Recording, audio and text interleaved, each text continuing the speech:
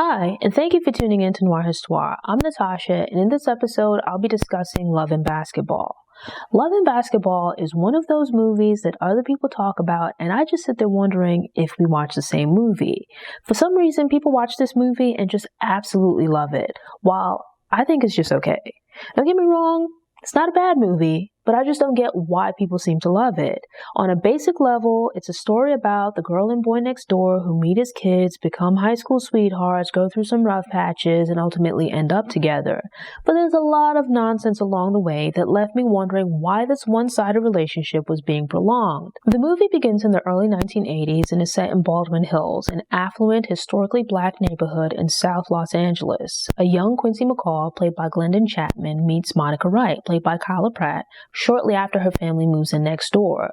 Wearing a hat and having a bit of a peg leg walk, it's not immediately obvious that the new kid on the block with a nice jump shot is a girl.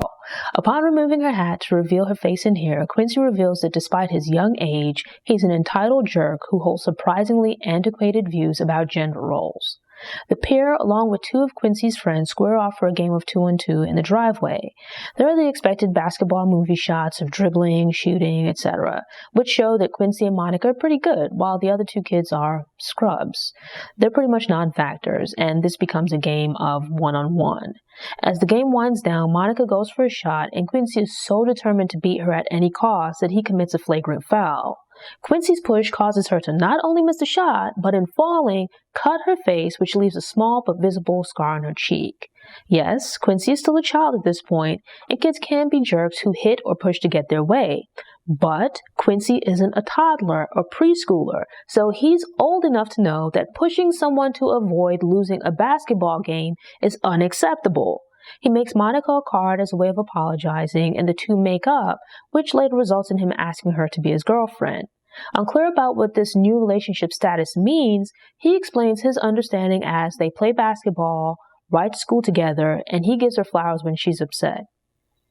The terms sound fair, so Monica agrees. But just moments later, when she declines to ride to school on his bike's handlebars in favor of riding her bike, the situation once again devolves into a physical altercation. It's around this point that we get a peek into his and Monica's home lives. Quincy doesn't have enough life experience to personally know about the finer points of dating and relationships, but he's picked up these ridiculous ideas from somewhere.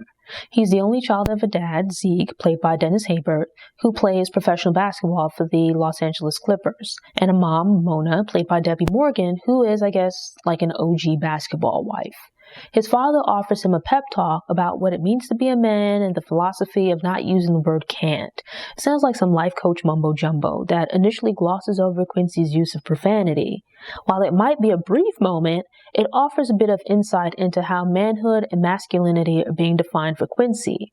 On a basic level, the message is to be determined at all costs and to consider respect and decency if you have the time. While Zeke is somewhat famous as a basketball player, Monica's dad, Nathan, played by Harry Lennox, is a regular guy with a well-paying job. Seems to be something in like insurance or finance, I don't quite remember. Monica's mother, Camille, is played by Alfre Woodard, and she's also a stay-at-home mom, but seems a bit more down-to-earth in comparison to Mona. Nathan encourages Monica's passion for basketball and seems to be fine with her being a tomboy. Camille, on the other hand, is frustrated by Monica's passion for basketball and lack of interest in feminine things. She makes somewhat unkind remarks to Monica in hopes of getting her to be more like her ultra-girly older sister Lena. All is well between Quincy, played by Omar Epps, and Monica, Sanaa Lathan, by the time they get to high school, though at this point they're just friends. Both are stars on their school's basketball teams, but this means different things for their social lives. Quincy is living the typical life of a popular athlete who's expected to make it to the pros. He gets even more attention because his father is a basketball player, and I think probably because his family is somewhat financially comfortable. Monica, on the other hand, is burning up on the court but has a dry personal life. She's a passionate and aggressive player, but instead of being celebrated like Quincy, she's constantly chided for her playing style and her demeanor. It's a foregone conclusion that Quincy will play basketball in college and go on to the pros, while Monica has to fight for a spot on a college team. I like the relationship between the teenage Monica and Lena. once they get older, Lena is played by Regina Hall. It's obvious that off the court, Monica is uncomfortable in her skin and lacks confidence. But instead of stepping in to give Monica pep talks and help her navigate adolescence and like her entree into womanhood, Camille makes negative comments about her lack of femininity. Yet throughout the movie, Lena steadfastly has Monica's back and encourages and supports her by knowing just the right things to say. With the school dance looming, she gives Monica a makeover and finds her a date who turns out to be in his prime Boris Cujo. Forget about Quincy and Monica. Lena is the real MVP and a champion wingwoman. Quincy has a starting five of his own as he rotates between high school heathens who are vying to follow in his mom's footsteps and become a basketball wife. Shaw Jackson pops up as one high schooler trying to shoot a shot, while Gabrielle Union accompanies Quincy to the dance. Something to note about Love and Basketball is that seemingly every black actor or actress who was active at the time had some kind of a role in the movie. And while several of the actors and actresses were grown 20 or 30-something-year-olds playing high school and college students, they look quite a bit older than they knew now. And although the film was released in 2000, it continued the 90s trend of having a banging soundtrack and film score. Up to this point, the two, meaning Monica and Quincy, were friendly, but seemingly had no romantic interest in or chemistry with each other. Monica puts on a dress and temporarily stops looking like she has a wooden leg, and Quincy now has eyes for nobody else. Honestly, I think it was, partly Monica cleaning up quite nicely, because after all, it's Anna Lathan and, a beautiful woman, but also her being on the arm of a taller man who was in college and arguably borderline pretty. I would argue that it's one of those situations where Quincy wasn't particularly interested in her like that until someone else was interested. Unfortunately, Boris Cujo's character, Jason, turns out to be very physically attractive on the outside, but a stereotypical college boy on the inside. But before he even showed his true colors, Monica and Quincy were suddenly making googly eyes at each other from across the dance floor. While much of the movie focuses on Monica and Quincy, there's also some attention paid to Quincy's parents and their relationship drama.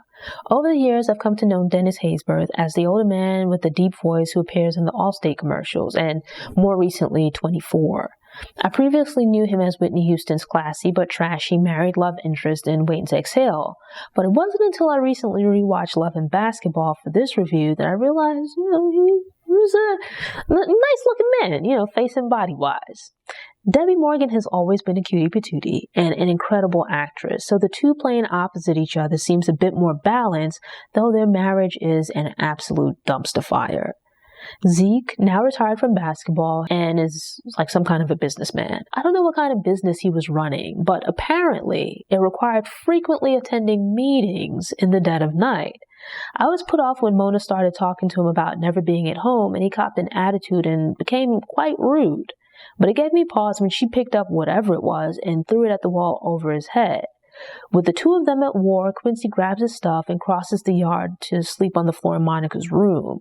The two were so unfazed by the arguing and the sleeping arrangement that it seemed like a regular occurrence. I mean, is it really any wonder that Quincy is such a mess if this is what's going on in his household? Neither family is hurting for cash, but Quincy's family seems to be doing a bit better, or at least Quincy's parents give him more stuff and are lax.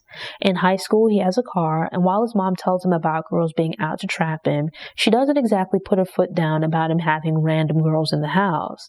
His dad gives him a lot of sports coach pep talks, but not much in the way of how to be a decent man. Monica's family isn't perfect, but they seem a little bit more solid and stable. When the two head off to college, it's more of the same, with Monica and her struggle life on and off the court, while Quincy continues to easily thrive in both areas.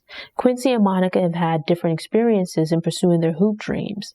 There's no doubt about Quincy's ability to get into USC, or his getting a spot on their basketball team. But, things are less certain for Monica, as she doesn't receive offers from multiple schools, and when an offer is made by USC, she has to fight for a place on the team. Likewise, while Quincy assumes that he'll go on to play in the NBA, there's less of a clear-cut path for Monica, as at this time, which is at this point is in the 90s, there was no WNBAs yet. It hadn't been established. And this is where things once again begin to go off rails for the couple. As a freshman, without her father's name behind her or sports center features, Monica has to toe the line. Quincy can take chances and liberties that Monica can't, as it would jeopardize her spot on the team. So when Mona finds out, or more accurately, gets concrete proof and finally admits to herself that Zeke is cheating, she decides to kick him out of the house and file for divorce. The split ends their marriage, but understandably devastates Quincy, in part because his father lied to him about the situation. I felt sorry for Quincy and Mona because this man, who, was respectively their father and husband, presented himself one way and turned out to be someone else. It was understandable that Quincy needed someone that he could talk to about his feelings of hurt and confusion, and thus turned to Monica. But Monica had a team curfew on the night they met to talk things over, and while they spoke for a while, she eventually had to leave. I thought Monica had been understanding and supportive, but didn't pick up until a little later, like a later conversation, that Quincy was upset and felt she should have stayed to continue talking. Monica spent as much time as possible talking to him, but could have lost her chance to play had she broken curfew. Quincy had emotional needs and wanted someone at that moment, but Monica also had equally important responsibilities. His expectation for her to break curfew was essentially asking her to choose him over basketball, which was an unnecessary and selfish demand to make. They could have just as easily continued the conversation over the phone, in her dorm room, or just pick things up the next day. Quincy shows himself to be an overgrown child. He is the same brat that he was as a kid, but now in a young adult's body. What difference would it have made if his father was honest with him about his inability to be monogamous? In high school, Quincy was already juggling multiple women. He's seemingly faithful to Monica while in college, at least initially, but enjoys the attention from other co-eds. And the moment Quincy is upset about Monica not giving him enough attention, he tries to get back at her by openly flirting and encouraging the advances of another woman. So Quincy can be mad at his father for treating his mother poorly, but it's okay for him to treat other women poorly because they're not his mother. Make it make sense. He can be mad at Monica for not being available on his terms as a shoulder to cry on, but he can downplay her aspirations by telling her not to worry about making the team, as she'll be Mrs. McCall one day. He can add to the nonsense by not supporting her in making the team's starting lineup and encouraging her to get in on time to ensure she remains eligible to suit up. After this whole exchange and stuff with Burger King, I was, girl, change your number and walk by this fool as if you've never met him before, over it. Other women were interested in him because of his father and the expectation that he would become a professional basketball player and then, have a lot of money. Monica was understandably hurt, but I didn't get her maintaining any kind of interest in Quincy, even just as a person, after that exchange. She certainly didn't owe Quincy an apology, and the whole choose me, pick me, play me for your heart business at the end was ridiculous. Monica isn't perfect and is honestly a bit boring, but she's harmless and doesn't really bother anyone. Quincy, on the other hand, is self-centered and incredibly selfish with no clear redeeming qualities beyond the possibility of maybe making money in the future playing basketball. He kind of sucks as a person. This is part of the movie's major flaw. Neither character realistically grows or develops during the film. After a successful college basketball career, Monica gets the chance to go overseas to play in Europe. Okay? Yet she continues to be a wallflower instead of having a great time and enjoying herself while in Spain. Quincy puts aside his education, enters the draft early, lands a spot on the team, and has a less than stellar career before it's ended by an injury. While in the hospital, Quincy has a chance to see his father for the first time in 5 years, I think it is, and tells him how he feels. When Monica visits, the two have a chance to talk and clear the air, which was fine, but nothing happens after that to justify Monica eventually wanting to get back together. This was not... I just don't get it. I don't see what you see. And that's my problem with Love and Basketball. It's not some great love story. They were simply neighbors as kids who dated as teens. Not all high school or college sweethearts end up together. A lot of time, you never talk to this person again. Monica should have left Quincy and his stank attitude behind at USC and gone on to enjoy her life. If she's always the one doing the reaching out and apologizing, while Quincy couldn't care less and nonchalantly goes on about his life. I saw nothing in their relationship that indicated they were meant to be together. I always side-eye these struggle love movies because they romanticize dysfunction in relationships. Romantic comedies tend to follow a formula. The story brings two love interests together and throws obstacles in the way of their relationship to force them apart before bringing them back together. Fine. Love and Basketball pretty much follows this formula, with basketball and some other problems thrown in to create drama. But excluding Monica's basketball dreams, the main characters in their relationship didn't give me anything to root for. Instead of being a charming cat or even just a lovable jock, Quincy is just cocky and selfish until literally the last few minutes of the movie.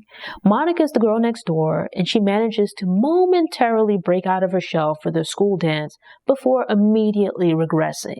In a similar vein to Quincy's parents serving as terrible example of how to be in a romantic relationship, so do Monica's parents, but to a less dramatic degree. There's a scene late in the movie where Monica confronts her mom about her not standing up for herself in her relationship or supporting Monica's basketball aspirations. We see some hate from the mom, but not all of this stuff early on. The mom spouts off some nonsense, but that's not the important thing. Monica's mother allows her dad to take her effort for granted and not support her talent for cooking, because she takes pride in other things. With that example of being a woman in a relationship and her mom's constant harping about her lack of femininity, is it surprising that Monica tolerates such nonsense from Quincy? All in all, Love and Basketball isn't a bad movie, but its problematic love story is trash. And I think it gets a pass with most people because the basketball story is, decent. And the lead characters don't fit the stereotype of being poor and down on their luck. Odds are that you've already seen Love and Basketball. I like your perspective if you agree with my take on the movie, but I also want all the smoke if you disagree with my assessment. Thanks for tuning in. If you enjoyed this episode and want more movie recommendations, subscribe to the channel, click the notification bell, and check out my movie review playlist.